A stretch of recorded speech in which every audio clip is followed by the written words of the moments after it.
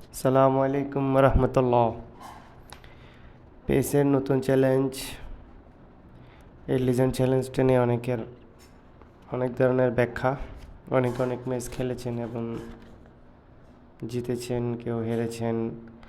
আমিও প্রথম দিকে না জিতলেও কিন্তু এখন যে ম্যাচটা দেখতে পাচ্ছেন সেটাতে আমার জয় এসেছে। আসলে আদ্রিয়ানো তোরেস এই দুজনের কম্বিনেশন খুব ভালো বলতে গেলে। রবার্তো বাগিও, রবার্তো কার্লোস, বেকহাম, এই তিনজন মিডফিল্ডটাকে খুব বেশি পরিমাণে প্রেশার দিচ্ছিল বিপক্ষ টিমকে।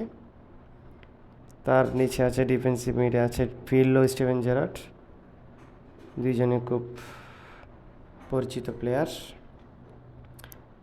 আর সাথে তো সবার পরিচিত মালদিনি, পিকে, ফ্রাঙ্কো বারেসি, তিনজনই রয়েছেন আর অলিভার কান রয়েছেন। যদিও বা আমি রবার্তো বাগিও, ফ্রাঙ্কো বারেসি এই দুজনের খেলা আর মালদিনি তিনটা প্লেয়ারের খেলা আমি দেখিনি। অলিভার কানের অনেকগুলো ভিডিও দেখেছি, এতটুকু। বিপরীতে আমার টিমে রয়েছেন সে 1800 কয়েনের নেইমার, বাতিস্তুতা, নেথো। আর ফ্রি প্লেয়ার কিমিক, কাই হাভার্টস, এমবাপ্পে। আর সবার আইডিতে যে প্লেয়ারটাকে সবচেয়ে বেশি দেখা যায় কস্তা কর্তা, রুডিগার, বেকানবাওয়ার, বেলেত্তি, আর ছিল ডেভিড সিমন।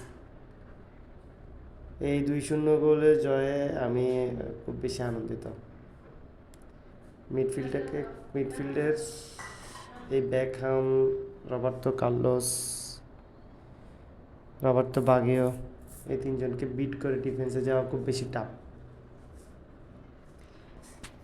এই তার আবার এরপরে গিয়ে ডিফেন্সিভ মিডে পিরলো, স্টিভেন জেরার্ড, দুইটা একদম দেওয়াল হয়ে দাঁড়িয়েছিল।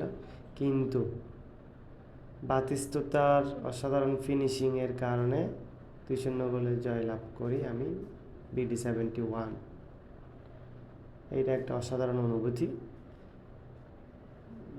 শেয়ার করলাম, জাস্ট অনুভূতি শেয়ার করলাম এইটুকু। আমার সবচেয়ে পেস গেমের মধ্যে সবচেয়ে যে প্লেয়ারটার বেশি অ্যাবিলিটি মনে হয়, যে প্লেয়ারটা সবচেয়ে বেশি সাকসেসফুল, সেটা হচ্ছে এমবাপ্পে। এরপরে গিয়ে আমার ডিফেন্স লাইনে সবচেয়ে বেশি যে প্লেয়ারটাকে আমার ভরসা লাগে, যে প্লেয়ারটার উপর আমি অন্ধভাবে ভরসা করতে পারি, সেটা হচ্ছে অ্যান্তোনিও রুডিগার। আর দ্বিতীয় নম্বরটা হচ্ছে ফ্রান্স বেকেনবাওয়ার। আমার ফ্রেন্ড লিস্টে যারা পেস গেম খেলেন, আমি তাদের কাছে একটা জিনিস জানতে চাই। আমার যে নেইমারটা রয়েছে সেটা 1800 কয়েনের নেইমার। এই 1800 কয়েনের নেইমার যতটা সার্ভিস দিবে ভেবেছি ততটা সার্ভিস দিচ্ছে না। এটা আমার কোনো ফল্ট আছে? নেইমারকে কোন পজিশনে খেলালে আমি প্রপার সার্ভিসটা পাবো এবং আমি চাই এটা আমাকে হেল্প করবেন আপনারা যারা পেস গেমে আছেন তারা।